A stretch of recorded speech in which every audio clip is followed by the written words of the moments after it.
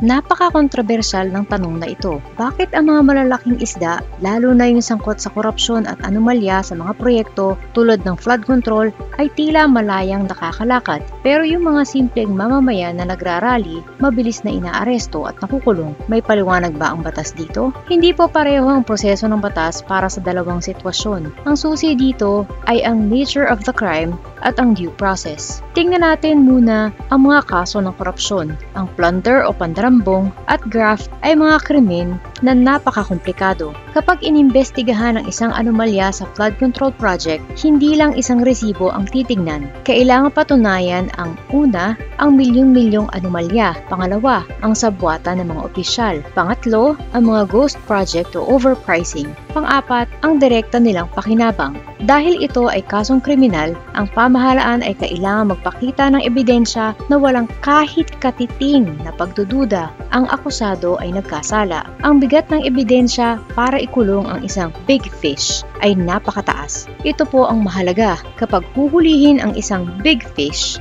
hindi po tayo pwedeng magkamali. Ang mga akusado ay kadalasang may matatalino at mahal na abogado. Hahanapan nila ng butas o tinatawag na technicality ang bawat proseso ng dokumento. Halimbawa, kung nagkamali ang ombudsman sa isang date o signature, pwedeng madismiss ang buong kaso. Sa nakikita nating gulong ng hustisya at galaw ng mga nasa gobyerno sa kasalukuyan, masasabi nating mabilis ang kanilang kilos ngunit paingat. Ngayon, tingnan naman natin ang kaso ng mga rallyista. Ang mga kasong isinasampa laban sa kanila ay kadalasang mga paglabag sa pampublikong kaayusan tulad ng illegal assembly dahil walang permit, disobedience to authorities, at direct assault. Sa mga ganitong sitwasyon, ang pag-aresto ay mabilis dahil ang krimen ay nangyayari sa harap mismo ng pulis. Ang ebidensya ay ang mismong nakita ng pulis at ang report nila. Kaya mabilis sila na isasailalim sa inquest proceedings at nakukulong maliban na lang kung makapagpiyansa agad. Ang pagkakaiba ay simple.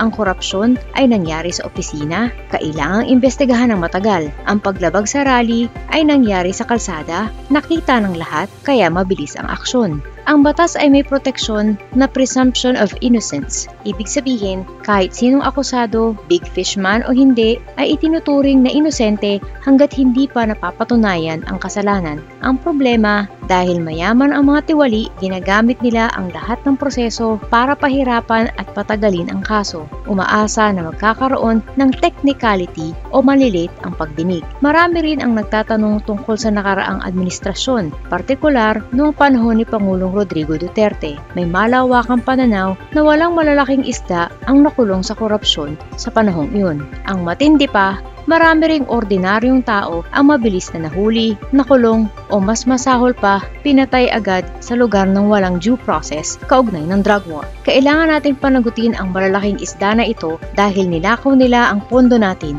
pati na ang pondo para sa mga flood control na sana'y pumipigil sa sakuna. Ang solusyon ay hindi ang pag-alis sa due process, kundi ang pagpapalakas ng ating mga ahensya, ang ombudsman, ang sandigan bayan at ang mga prosecutors para mapabilis ang kaso at hindi na sila makatakas sa mga technicality. Ang hustisya ay dapat mabilis, lalo na kung ang biktima ay buong sambayanan.